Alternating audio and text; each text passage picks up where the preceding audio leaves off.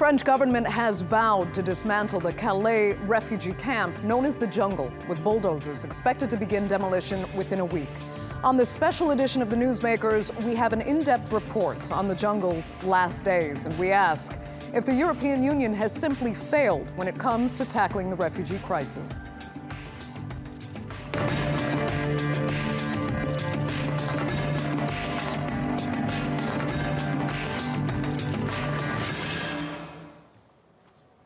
Hello and welcome to this special edition of the Newsmakers with me, Andrea Sankey. Now, the so-called Jungle refugee camp just outside Calais in northern France is home to between 7,000 and 10,000 people, including hundreds of unaccompanied children. Most of the people living there are hoping to get to the UK, and their best bet is usually an illegal route that involves the dangerous method of jumping onto trucks, heading through the Channel Tunnel, and hiding out until they reach Britain. But with a presidential election next year in France and the refugee issue at the top of many voters' minds, French authorities have vowed to completely demolish the camp. Reports suggest the bulldozers could be sent in at the beginning of next week. Our newsmaker today is the Calais Jungle. If its days are numbered, what happens to the people living there? And what does the camp's very existence reveal about Europe's ability or inability to deal with the refugee crisis? We'll be discussing those issues in more depth in a moment, but first we have a special report from TRT World's Soraya Lenny. A girl born into a hopeless place. Yosemite is only a week old, but every day has been a struggle. Her mother is a refugee. She travelled overland from Iran in search of a better life.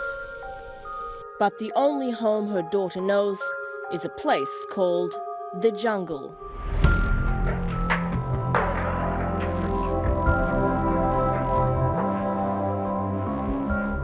It's a shanty town on the shores of the English Channel, a makeshift camp that's home to nearly 10,000 people. They come here for many reasons, fleeing war, persecution and poverty. Some come here to disappear. Others wait for their papers to be processed, and many take extraordinary risks to try and reach the United Kingdom.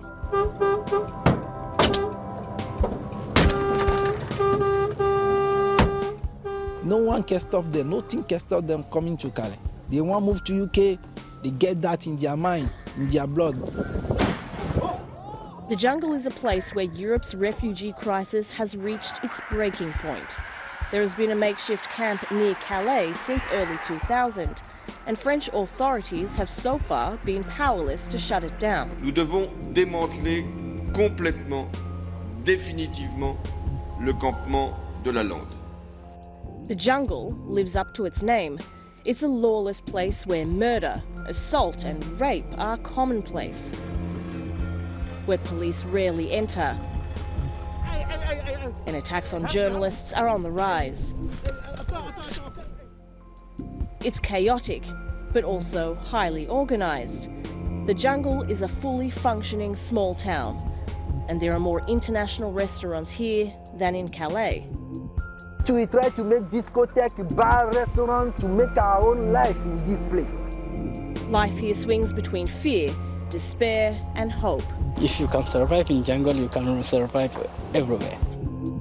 I've come to this camp to find out what the future holds for the people here and experience, most probably, the last days of the Jungle.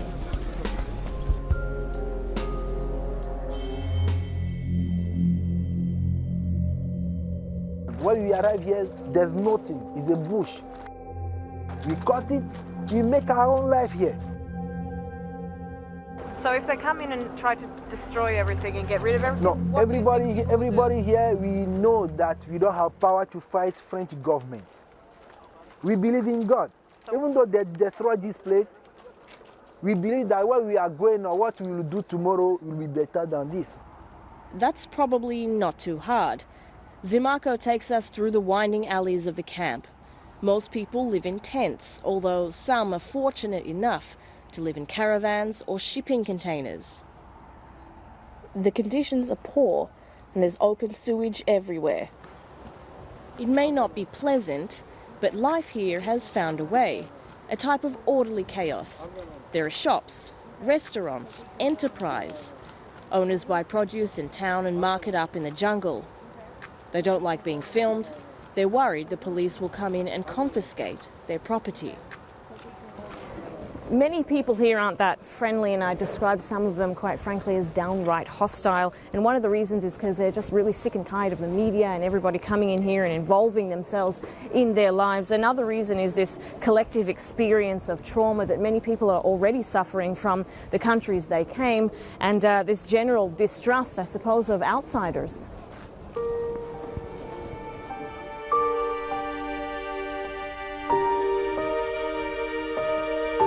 There are around 1,000 unaccompanied minors here. UNICEF says many are being abused, forced into slavery or criminal activity. والله صعب شديد يعني متأثر يعني وقاعدين في كالي يعني كالي مش أمان. والله الحياة صعبة شوية يعني الحياة صعبة في كالي شوية يعني في أمان الحمد لله بناكل بنشرب الحمد لله ما مقصرين. والله الأمان يعني 5% يعني. Under the law, France is responsible for their safety, and those with relatives in the UK are legally allowed to relocate there. But aid workers say that isn't happening.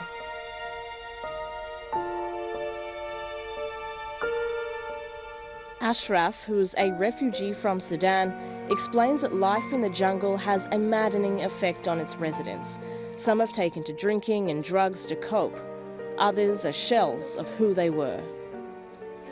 A lot of them have shock. Is this Europe?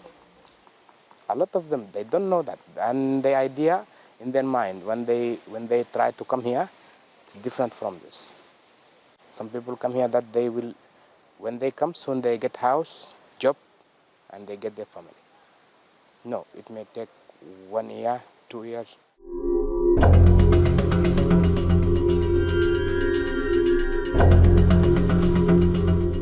Many people here decide they can't wait that long.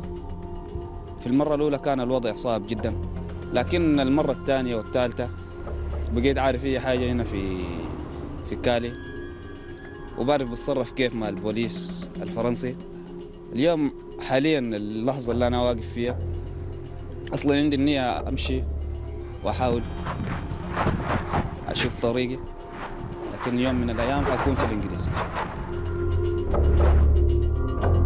We've come back to the jungle. It's almost around 9 o'clock at night, and the reason we've come back now is because, according to the people who live here, the situation and the atmosphere really changes between the daytime and the nighttime, and this is where things get tense. And this is also the time when the migrants who are so desperate to get across to the United Kingdom try to do anything they can to smuggle themselves aboard lorries that are crossing the English Channel through the tunnel.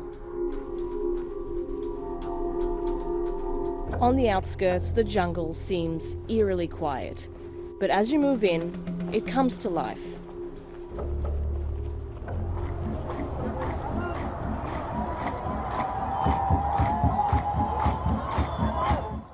Patrick will show us around, not just because he knows his way, but because in a former life he was a judo champion and a bodyguard. The jungle is not a safe place to be, especially in the dark. Those who live here tell us stories of violence, robbery, murder, a crime-ridden slum where police won't go. It's law of the jungle, where problems are solved one way or another. We end up at the fence. Those brave enough need the cover of darkness to break through the barriers. Il y a toujours des CRS qui contrôlent les autoroutes, quoi. Mais souvent, il y a des bagarres, ça passe ici, tu vois. Alors les gens essayent de couper les trucs là. Dans les CRS, ils tapent des bombes lacrymogènes. Bon, ça passe toute la journée, toute la nuit, tous les jours, donc ça passe. Tonight, most of the people in the jungle are concerned with other things. Inside the wire, there are celebrations. This procession is part of an elaborate Ethiopian festival. It puts the police on edge, but they don't move in. It's not the only music in the camp. Just down the road, Beyoncé. In a place where people live hand to mouth, somehow they've managed to set up a nightclub. There are strobe lights and cold beer, and no shortage of punters eager to drown their sorrows.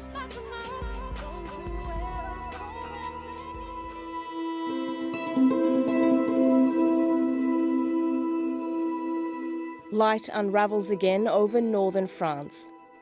The jungle residents are slowly rising.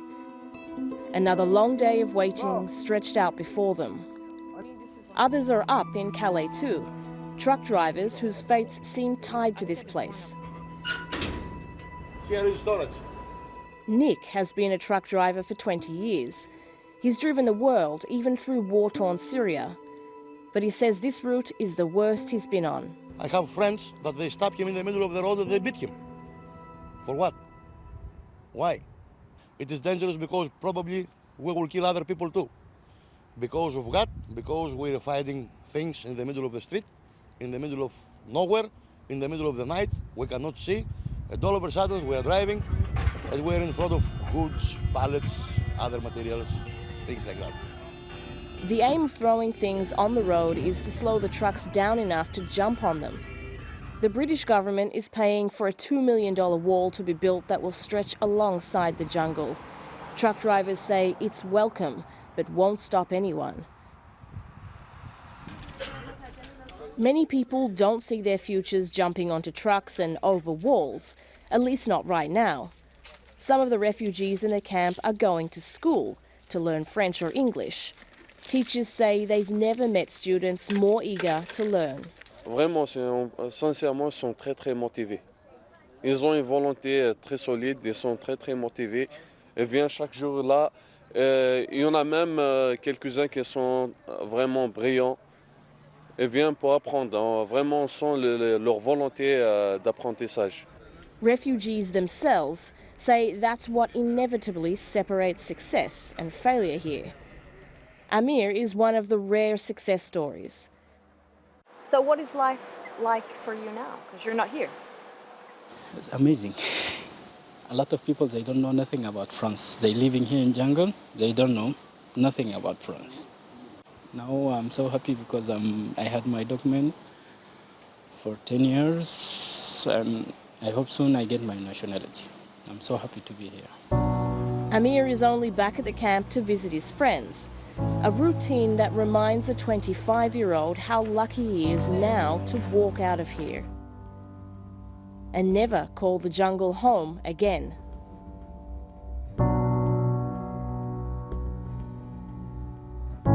The jungle may be closing, but that may not be enough to stop the flow of new arrivals. France wants to relocate everyone to other camps, but many say they've got no plans to move. They like it here, they have more freedom. But it's a ghetto with no oversight. People are subjected to horror here every day, including the most vulnerable residents, children. And looking out for them is not the priority of the French government, nor any other. This has all been described as a humanitarian catastrophe. But as they say around here, welcome to the jungle. Well, joining me now from Geneva is William Spindler, a spokesperson for the UN Refugee Agency. And from London, I'm joined by Michael Binion. He's a foreign affairs analyst and the former diplomatic editor of the Times newspaper. Thanks both so much for joining us.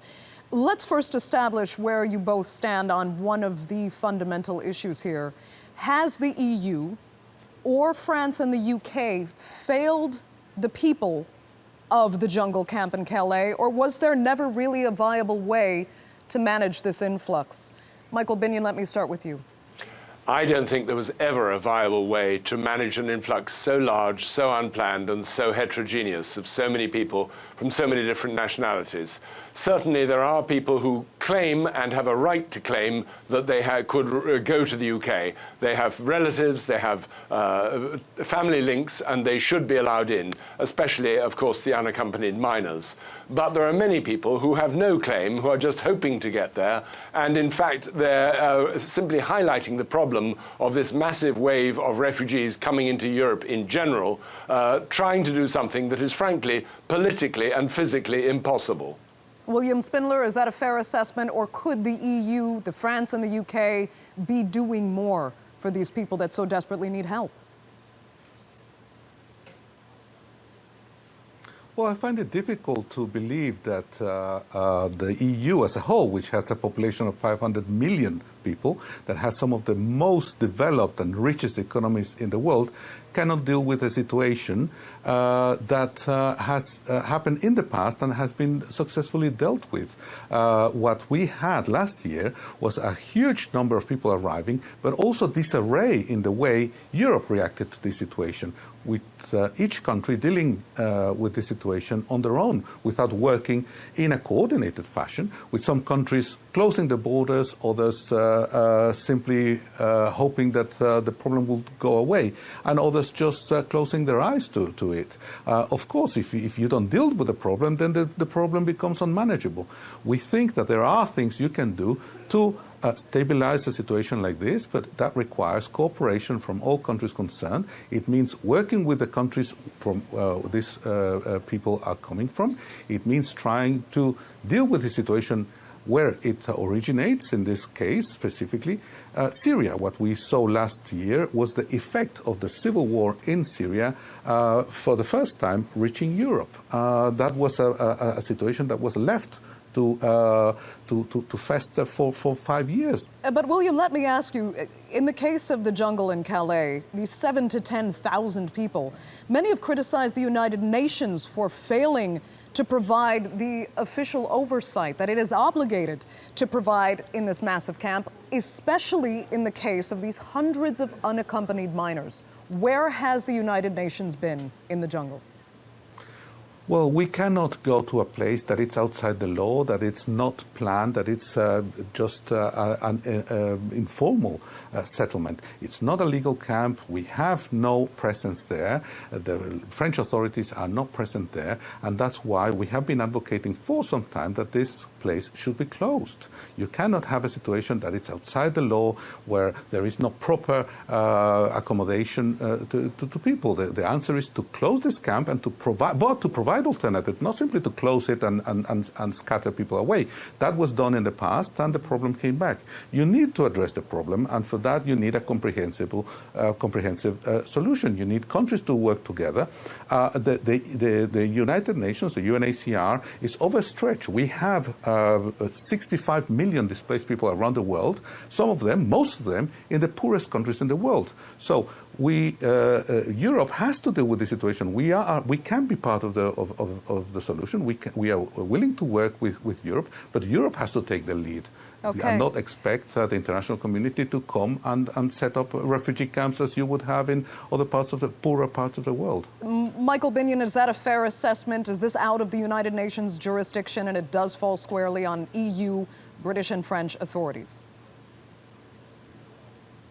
Well, in that the jungle is not an official camp, yes, that is technically correct. I think the UNHCR does have a real problem here because the refugee flow is more or less unstoppable. And I agree with William that, of course, the key aim is to try to stabilize the situation in the countries from which people come. But there are a whole lot of related problems that make it extremely difficult to do that. First of all, there is no political agreement about how to end the civil war in Syria. Secondly, there are a huge number of people coming who are not actually technically refugees. They are economic migrants searching for a better life. Well, that's all very well, and one applauds the initiative of people doing that, but there is no obligation on Europe to help people find a better life.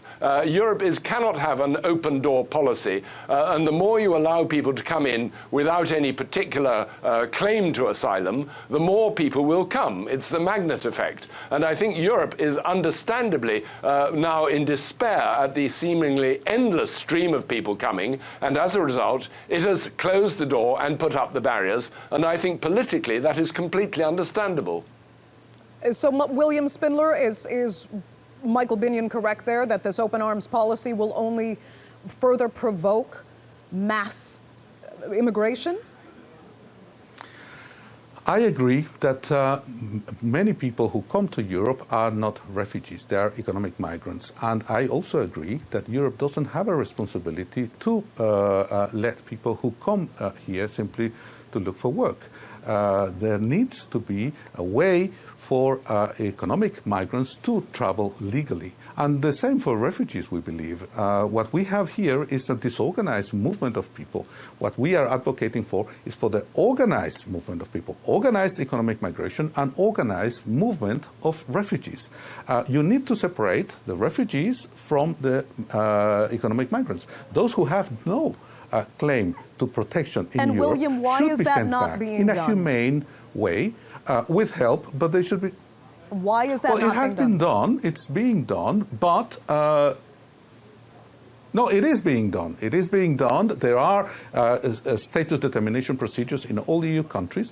What we have at the moment is the uncontrolled movement of people who arrive in Europe, and what we want is for these movements to be predictable, to be organized, to be safe, so that people travel legally with a place waiting for them, whether we are talking about economic migrants or refugees, rather than what we have at the moment, which is people moving by their own means William, with the help of smugglers. This only encourages crime and... These people are desperate and they will do what they need to do to get where they want to go. But the one thing that the UN does have an obligation to intervene in this case is in the case, as I mentioned before, these unaccompanied minors. Why are hundreds of them being allowed to stay in the vulnerability and the risk of these camps without intervention from any authorities?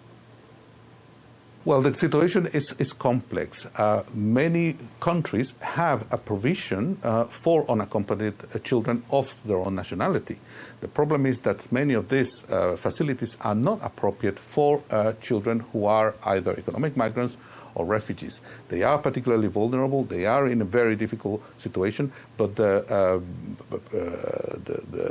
centers to cater for unaccompanied children are not suitable for many of these children, who simply, when they are taken there by the authorities, simply leave and go away because these places don't have interpreters, they don't have child psychologists, they don't have the type of support that they need. So again, we have to look into the structures of the countries concerned. You cannot seriously expect us to take resources away from Africa or from the poorest part of the world and bring them to Europe, when Europe has the infrastructure and the capacity. But what Europe doesn't have so far is the political will to work together to address the problem.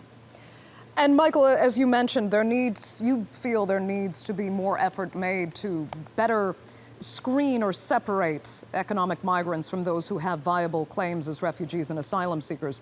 So why do you think the UK, France, and the European Union are not providing the infrastructure to better screen the people in places like Calais so that the processes can move forward and help those that are in need of help and deserve that help under international law? Well, the UK is not screening people in Calais because they're in Calais. They're not in Britain. And if they came to Britain, they would be screened. And I'm afraid most of them would be turned back because many of them are not genuine refugees. Britain's policy is to stop people coming in the first place with the idea that they should be encouraged to stay as near as possible to their original homeland. That is why Britain is providing more money than any other country in helping Syrian refugees in camps in Lebanon and Jordan, and indeed in providing such infrastructure as education. I'm in fact going to Syria and Jordan myself next week to go and look at the provision for children in these camps so that they are not alienated and uprooted by coming to places which are not welcoming and which really tear them away from their roots. Now, I think the other main thing that Europe has not done, which it must do, is really take a tough line against the human trafficking.